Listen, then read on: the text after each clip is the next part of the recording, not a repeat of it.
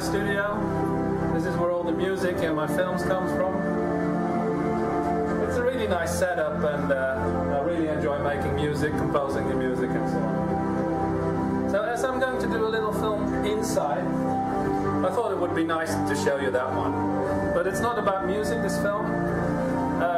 I got a question about how on my neck knife the Firesteel was attached.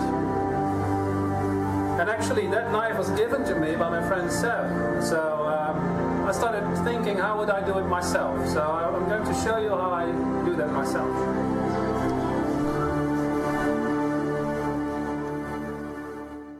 So this is what I created.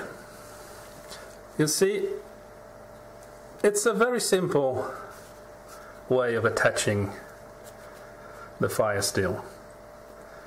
But it has a huge advantage that it will fit on almost all knives. And it's easily to remove this and put it on another knife as well. See, it's really easy.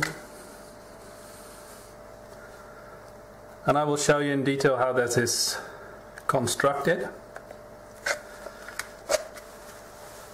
And it isn't too heavy, the construction, so this works great.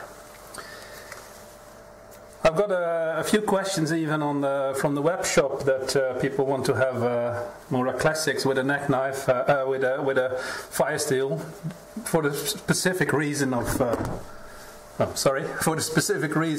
making neck knives. I'm going to do this in reverse. This is just there's the Ranger bands, just bits of inner tube from a bicycle tire, and I got two of those holding the holder in place. So now it's away from the knife. Now this is the actual holder, and you see there is a lot of stuff in there. What the whole function of this is that it's sort of a spring lock. The more force you have on it on the top, the more it will grip the Firesteel. And what I also want is that if you have a Firesteel like this, it's new, but when I start using it, it will get slightly thinner, but it still has to grip it. So you can, with this system, it will grip thinner ones with the same force. When it's on the knife, it's actually the thickness of these Ranger bands that will determine how much pressure is on it from the top, and that will also determine how hard the holder will grip the Firesteel. So that is a almost interesting bit of engineering here, because this whole thing, I would say it's maybe 4 centimeters, almost 2 inches, for those of you who like those measurements. Right, so the inside of this I will show you now.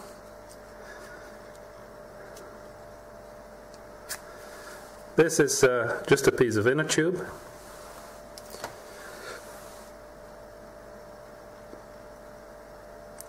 Here you see this orange, that is a bit of water hose. And that water hose I opened on the middle, you see, and that holds this thing together. And this little bit, that is a bit of a water pipe. What you put in houses or under the ground for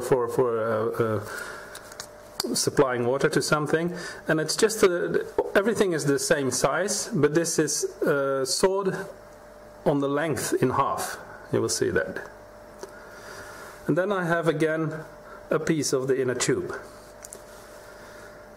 And how this works is the inner tube is put inside the plastic water pipe. It's actually PVC, I think. It's slightly flexible and then I put the Firesteel in there to make sure that it pushes the inner tube in there.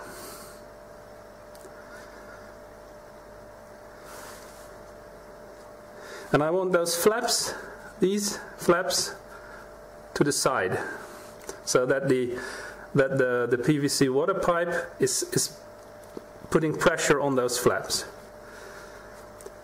And then like that, I put all this into the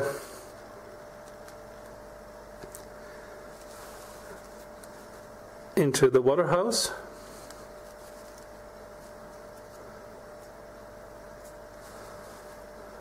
Like this.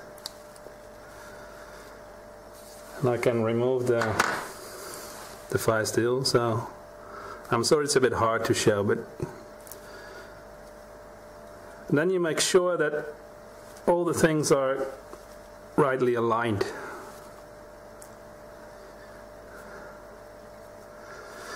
So when you have this little unit, you want to fix that with the bit of inner tube, and you just slide it on.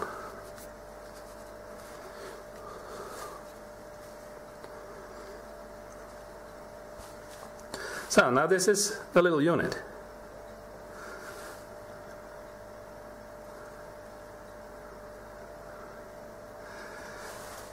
And this is where your Firesteel goes in.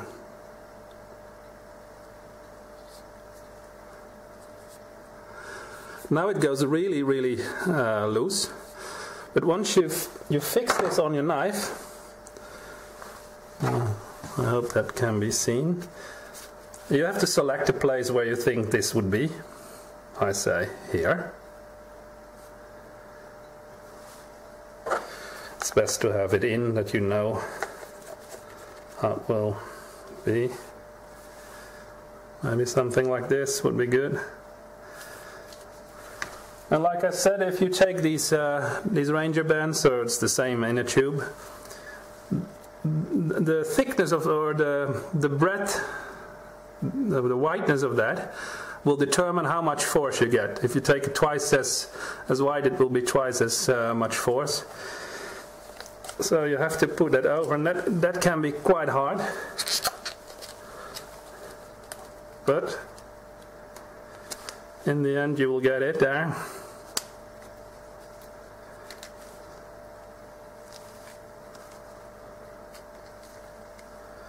So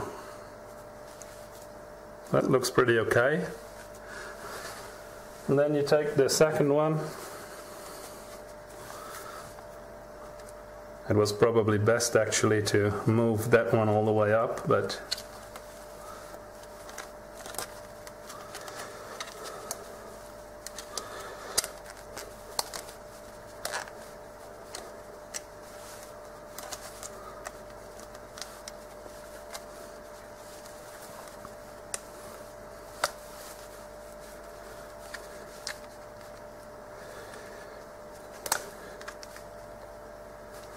sorry, it got a bit folded like that. So now you just have to align it with the end. At least that is what I think is nice, if it is exactly on the edge. But you can do whatever you want there.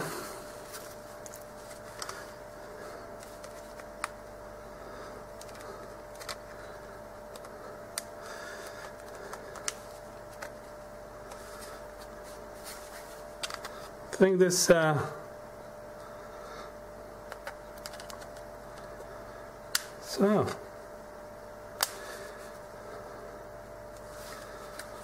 this looks great, and this is how it is attached to the knife. And you will see that most of these knives they taper a bit downwards, and if I make this the full length of the Firesteel, that will become a problem, because then the handle will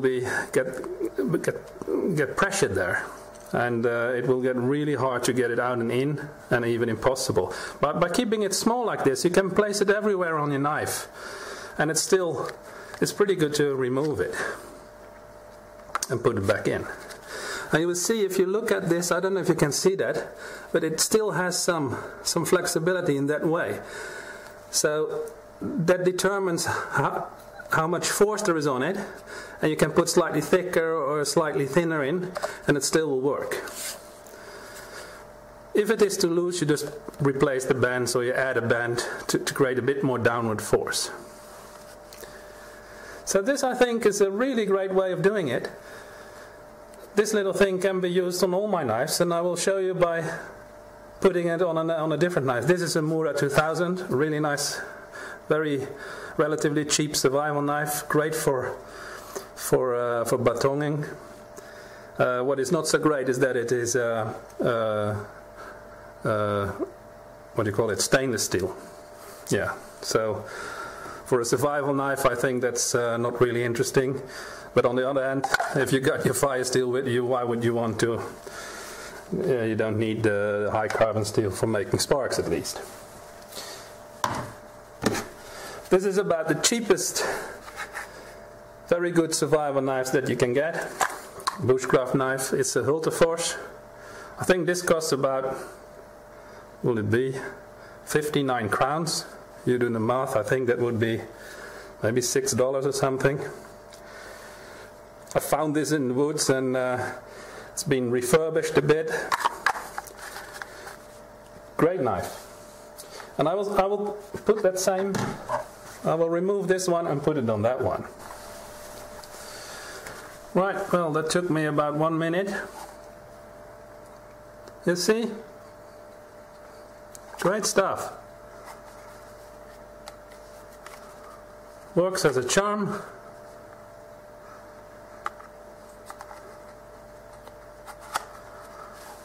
And you will not lose this.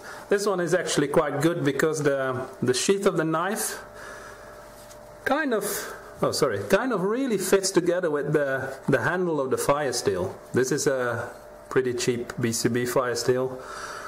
I usually mostly use the ones from Light My Fire, but well, this little set, this Firesteel is about 50 something crowns, and the knife is about 50 something crowns. So for what is it, 120 crowns, you have this thing.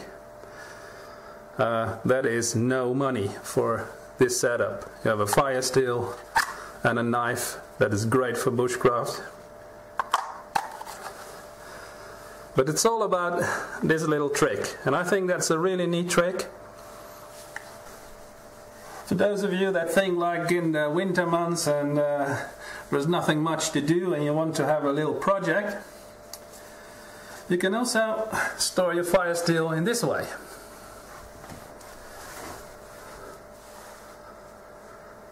I did this with a polyester rope that is 4 millimeters.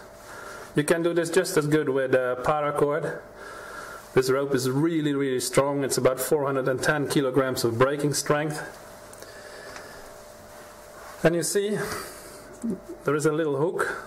In my case, the loop that is over the handle was a bit too long, so when I twist it, it kind of tightens.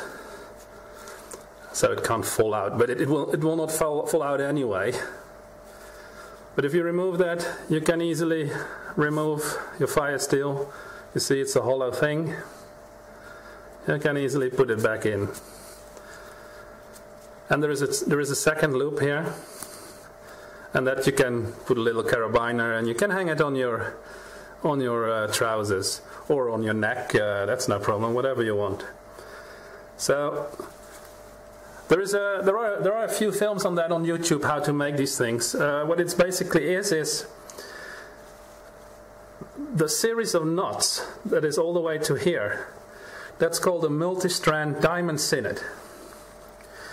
And that's really an annoying knot to do. Not so much the knot, but tightening it. You really need to tighten it really carefully, and then when you put the next sinnet on it, you have to almost have needle nose pliers or something to really pull it together so that it doesn't come apart.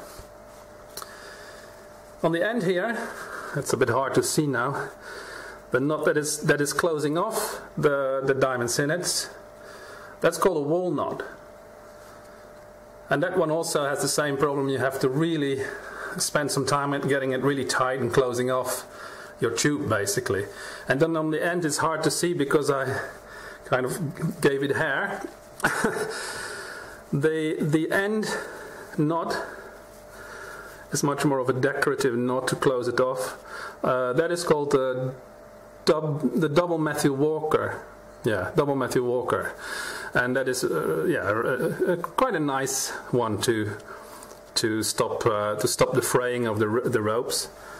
Of course, with I let it fray all this way. I had some bits over, so yeah, that made for a really nice hair effect there. So I think it's nice.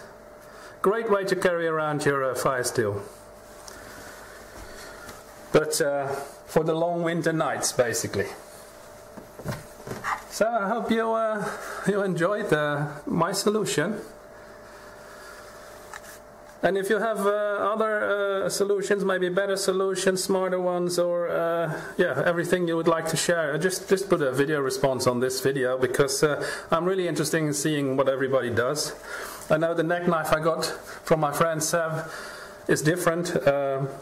He used some kind of tube from a compressed air hose. That works great.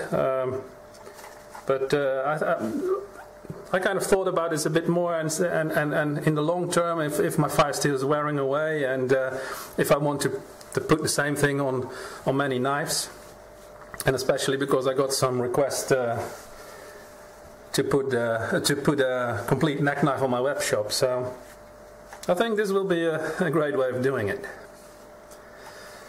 So guys, see you in the next movie. Goodbye.